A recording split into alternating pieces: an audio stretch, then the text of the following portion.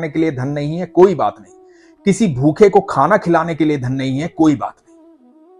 लेकिन जो मैं आपको बता रहा हूं, यदि आपने ये कर लिया तो ईश्वर आपसे प्रसन्न हो जाएंगे। वो क्या है, ये जानने के लिए पहले ये प्रसंग सुनिए। हरे कृष्ण दोस्तों, मैं हूं अनुज शर्मा। एक बार एक गरीब महिला थी, बस में चढ़ी। जैसे ही बस में चढ़ी उसे सीट मिल गई। वो जाकर के सीट पर बैठ गई। फटी हुई साड़ी पहने हुई थी, बिखरे हुए बाल थे, शरीर से कमजोर थी। आराम से जाकर के सीट पर बैठ गई। थोड़ी ही देर बाद अगले स्टॉप पर एक वृद्ध महिला बस में चढ़ी। जब वृद्ध महिला बस में चढ़ी, उसकी सीट के पास आई तो एक गरीब महिला खड़ी हो गई और इसने कहा कि माता जी आप बैठिए। उसे बिठा दिया और खुद खड़ी रही। उसके बाद वो वृद्ध महिला थोड़ी देर बाद बस से उतर गई तो ये अपनी सीट पर वापस बैठ गई।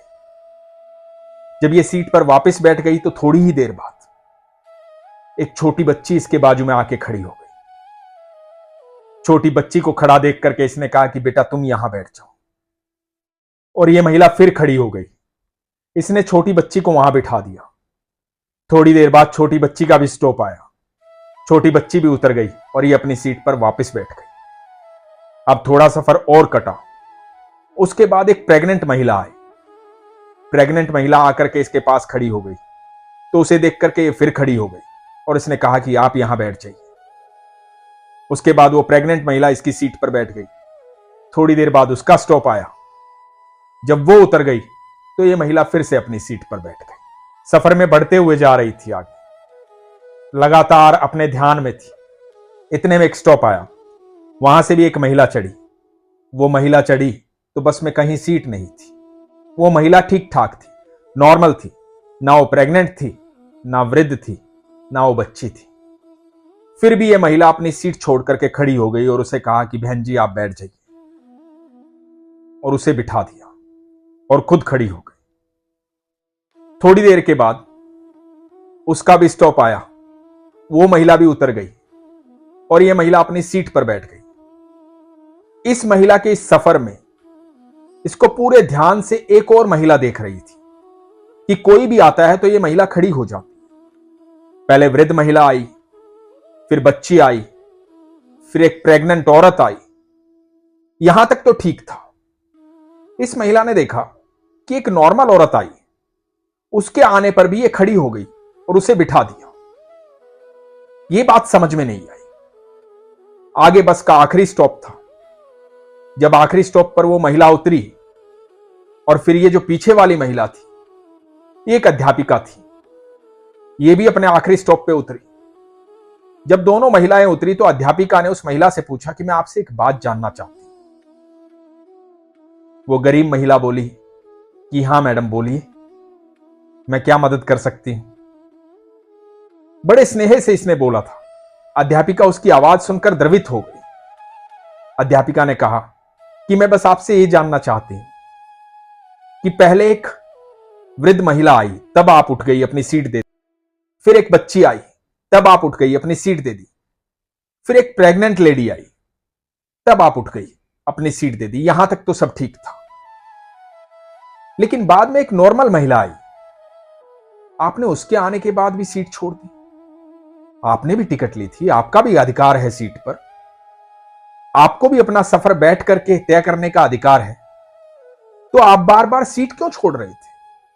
सबको बैठने के लिए क्यों कह रहे थे? आप गरीब हैं इसका मतलब यह नहीं है कि आपको सीट पर बैठने का अधिकार नहीं है। आप किसी को भी देख करके खड़े हो जाएंगे। आप क्यों खड़े हो रहे थे? किसी की मजबूरी है तो बात अलग है, लेकिन आप क्यों खड़े हो रहे थे? यह प्रश्न मेरे दिमाग में खलबली मचाए हुए था, इसलिए मैं आपसे जानना चाहती हूं।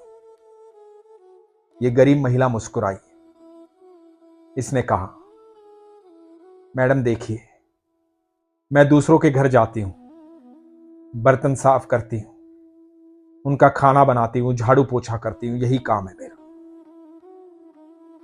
मेरे पास कोई ज्यादा धन नहीं है कि मैं किसी को दान कर सकूं, किसी को भोजन खिला सकूं, कोई भंडारा कर सकूं, कोई पूजा पाठ की व्यवस्था कर सकूं, कोई हवन यज्ञ कर सकूं। मेरे पास सिर्फ मेरा कर्म है। तो मैं कोशिश करती हूं कि ज्यादा से ज्यादा अच्छे कर्म करूं। ये अच्छे कर्म मेरा ईश्वर के खाते में बैंक बैलेंस बढ़ा रहे हैं। ये अच्छे कर्म मेरे जीवन को सुचारू रूप से चला रहे हैं। मेरा बच्चा पढ़ाई करता है, विद्यालय में जाता है। मेरी बिटिया भी पढ़ाई करती है, विद्यालय में जाती है। मेरा पति भी काम करके घर पर आता है, ना शराब पीता है, ना झगड़ा करता है, ना कलह मचाता है। हमारे 2 बच्चे और हम दोनों पति पत्नी सुख से रहते हैं, आराम से रहते हैं। जितना ईश्वर ने दिया है उसमें सुखी रहते हैं, खुश रहते हैं। लेकिन मैं आसपास के माहौल को जब देखती हूं तो मुझे लगता है कि लोग कितने दुखी हैं, सब कुछ होते हुए दुखी हैं। मेरे पास वो दुख नहीं आता है। वो दुख इसलिए नहीं आता है कि मेरे अच्छे कर्मों का बैंक बैलेंस बढ़ता जा रहा है। तो मैं निरंतर अपने अच्छे कर्म करती हूं। मैं बाकी सेवा नहीं कर सकती, लेकिन अपना कर्म तो कर सकती हूं। तो मैं अपना कर्म दान करती हूं। इस कर्म दान से मेरा जीवन सुख में बीत रहा है और मुझे पता है कि हमेशा सुखी रहूंगी, खुश रहूंगी, प्रसन्न रहूंगी। इसलिए मैं सबको सीट दे रही थी। ये सुनकर अध्यापिका की आंखों में अश्रु आ गए।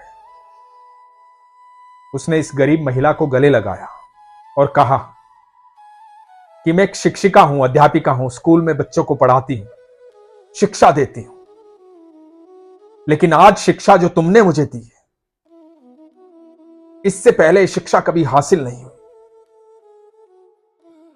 आज से तुम मेरी शिक्षिका हो। तुमने मुझे ये ज्ञान दिया है और इस ज्ञान को मैं हमेशा याद रखूंगी। तुम्हारा बहुत बहुत धन्यवाद। दोस्तों, हमें लगता है कि हमारे पास धन नहीं है तो हम दान नहीं कर सकते।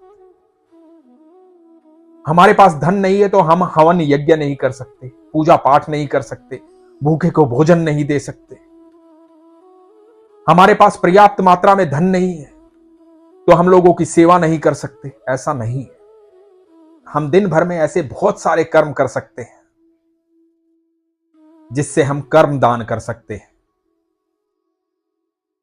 किसी बुजुर्ग को सड़क पार करवा सकते हैं, किसी जरूरतमंद की अपने कर्म से सेवा कर सकते हैं।